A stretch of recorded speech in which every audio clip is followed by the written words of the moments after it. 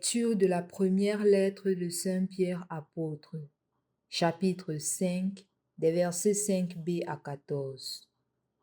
Bien-aimés, vous tous, les uns envers les autres, prenez l'humilité comme tenue de service. En effet, Dieu s'oppose aux orgueilleux, aux humbles il accorde sa grâce. Abaissez-vous donc sous la main puissante de Dieu pour qu'il vous élève en temps voulu. Déchargez-vous sur lui de tous vos soucis, puisqu'il prend soin de vous. Soyez sobres, veillez. Votre adversaire, le diable, comme un lion rugissant, rôde, cherchant qui dévorer.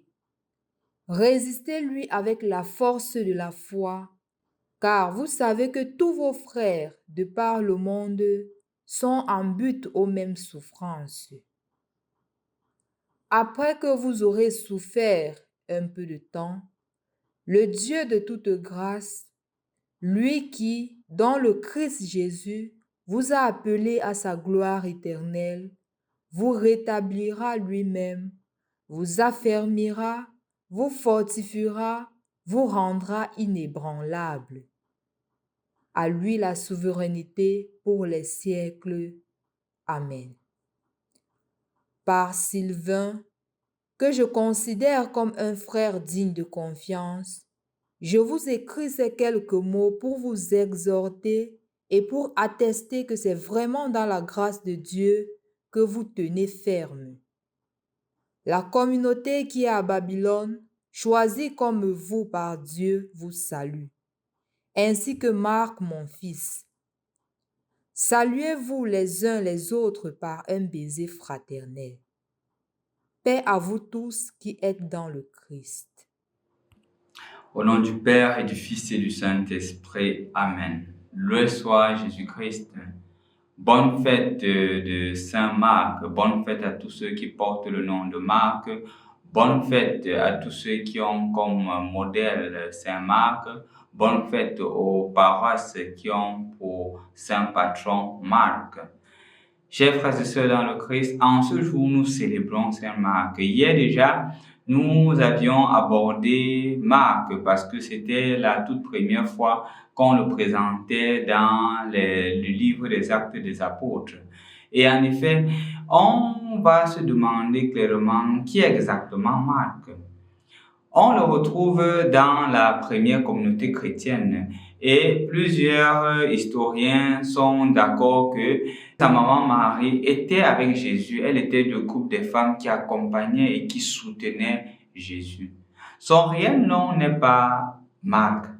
Son réel nom, c'est Jean. Marc a été seulement donné, lui a été attribué par la première communauté chrétienne. C'est pour cela que, par exemple, dans le livre des Actes des Apôtres, en son 12e chapitre, verset 12, il est clairement stipulé que Pierre se rendit dans la maison de Marie. Et justement, le nom de sa maman de Marc. Et pour cela, on dit que c'était Jean, surnommé Marc. Et en effet, Marc était aussi le cousin de Barnabé. Et comme nous l'avions vu hier, il est parti dans la première expédition missionnaire avec Paul.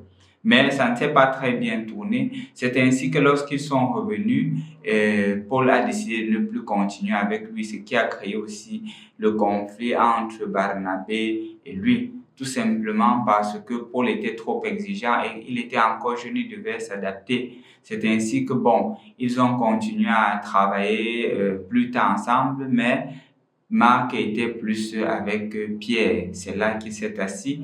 Il a beaucoup appris de Pierre. Il a été capable de rédiger l'évangile dont nous connaissons le titre selon saint Marc, la bonne nouvelle de Jésus-Christ selon saint Marc. Quand nous entrons dans les écrits de Marc, on voit en lui quelqu'un qui est plus pragmatique. Si vous vous rendez compte, des 4 évangélistes, c'est le plus court. Il n'a que 11 000 mots qu'il utilise, pourtant les autres ont 15 000, 17 000 mots. il n'a pas beaucoup de mots qu'il utilise parce qu'il est pragmatique. La deuxième chose qu'on peut remarquer de cet évangile, c'est aussi le fait que Marc ne marque pas la généalogie de Jésus. Si vous regardez par exemple, Luc parle de la généalogie de Jésus. Si vous regardez Matthieu parle de la généalogie de Jésus. Mais Marc, non. Parce que Marc s'adresse à une communauté qui est purement romaine. Et c'est pour cela qu'on se rendra aussi compte qu'il n'utilise pas les horaires quand vous allez lire style juif. Il utilise le style romain. Dans la mentalité juive, on comptait les jours en fonction de la journée. Quand c'est le matin, c'est le premier jour, et le soir déjà, c'est un autre jour. Mais Marc compte le style romain que nous avons aujourd'hui, minuit, 6 heures. Donc à partir de minuit, c'est un nouveau jour. Parce que son audience était une audience romaine. Donc il s'adaptait ou il adaptait le langage à la communauté romaine qu'il avait devant lui. De ce fait, chers frères et sœurs dans le Christ, dans la première lecture que nous avons aujourd'hui, nous avons la preuve palpable qu'il était un disciple de Pierre. Parce que Pierre, quand il finit sa lettre apostolique, dit justement que mon fils Marc. Mon fils Marc. Dans la manière juive d'appeler son disciple son fils, ça impliquait justement toute la confiance que le maître avait à l'égard de son disciple. Et quand un maître appelait son disciple mon fils, cela impliquait justement qu'il pourrait valablement le représenter. Cela montre exactement la profondeur spirituelle et l'intimité que Marc avait avec Dieu.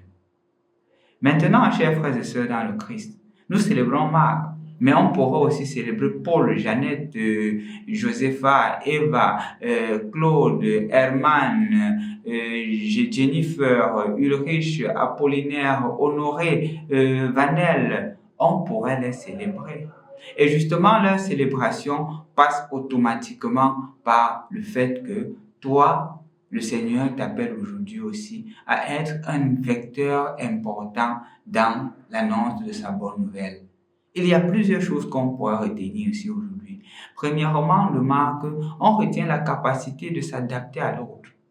Quand il ne met pas la généalogie, parce qu'il s'adresse à une culture romaine, et donc, étant avec une culture romaine, il veut adapter le langage à cette personne. Quand il fait l'horaire à la manière romaine, parce qu'il veut s'adapter à son auditoire, nous pouvons aussi apprendre à nous adapter aux autres. Parfois, on voudrait que les autres s'adaptent à nous. Parfois, on voudrait que les autres comprennent ce que nous voulons ou nous savons, sans toutefois nous demander est-ce que j'utilise les meilleures manières, les meilleures méthodes pour leur faire comprendre cela, pour leur faire connaître la volonté de Dieu. Même dans nos manières éducatives.